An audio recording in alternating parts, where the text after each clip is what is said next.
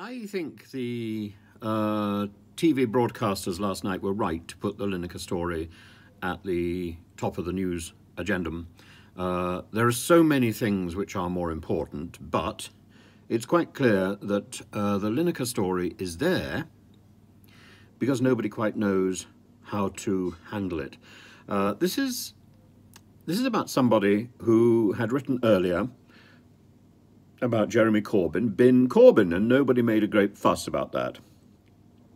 The Labour Party wasn't terribly pleased, but the government didn't seem to mind about him expressing a political view then. But once he expresses a political view against the government, the problem is he's one of their own. He's presumably not. He can't be dismissed as a lefty lawyer or a lefty activist because of the bin Corbyn tweet. He has a huge Twitter following. Huge. Is it 8 million or something? Huge. And Twitter will harness Lineker's agenda and his support, and he has enough money. He could retire immediately. He can't be bribed. He can't be threatened. And Lineker can be held up as somebody who is telling the truth. That is the worry. So it's not that Lineker has overstepped the mark and has done something foolish. Lineker is a football media buff. He's not a news journalist. He's a football speaker. And the media and the Conservatives have linked up, the tabloid newspapers and the Conservatives have linked up to condemn his speaking out. I think they're wrong to do so. I think they should learn from what he's got to say. And I think also at the same time, Keir Starmer and people on the left of the chamber should be standing up and supporting Lineker. That silence is going to speak profoundly in the next few weeks, particularly when we realise that this racist rabble-rousing proposal, this racist rabble-rousing bill, this hideous, toxic policy has already been condemned by the UN, has already been politely pushed by the British Board of Deputies. There are plenty of people who are quietly indicating that this is one step too far. The Nationality and Borders Act was bad enough. This is using the language exactly as Lineker says. It's using the language of the 1930s, but not just the language of Germany. This is where Lineker, I'm afraid, is wrong. It's not just the language of Germany. It's the language of intolerant Europe, of which Germany perhaps was the most vocal and the loudest. But we were also using that discriminatory language. And we continued using it after the war as well. This is where the 1951 refugee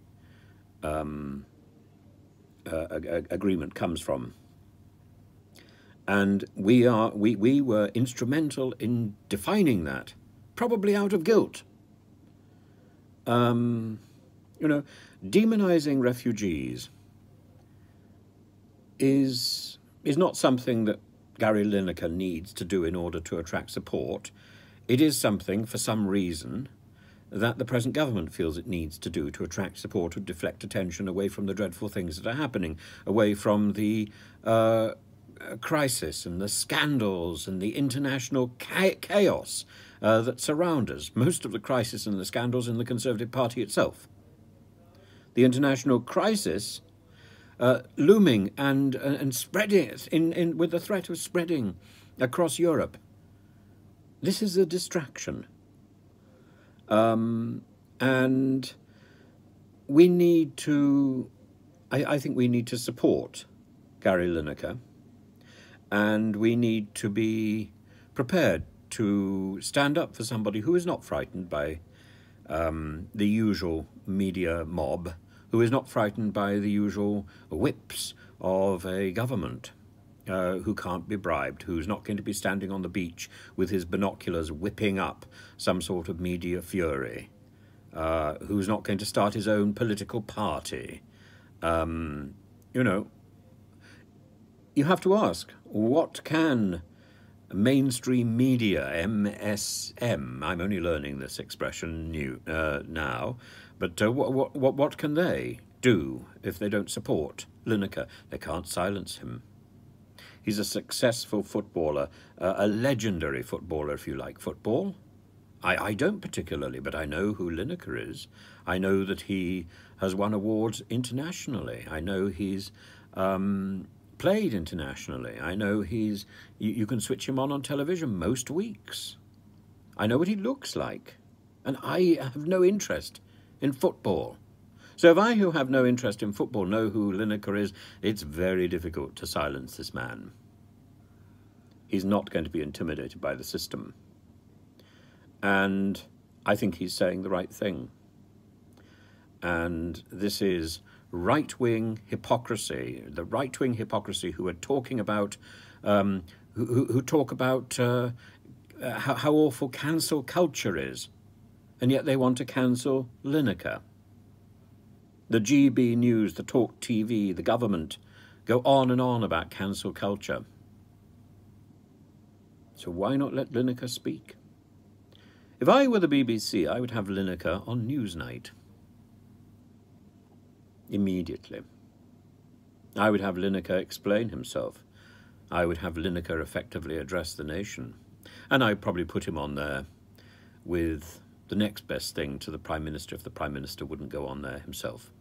I don't think the next best thing would be Suella Braverman or Dominic Raab, because they really aren't very coherent. So the government would have to find the next best thing. I suspect that probably would be Michael Gove. But there we are. I look forward to seeing how this problem develops, because it's not going to go away.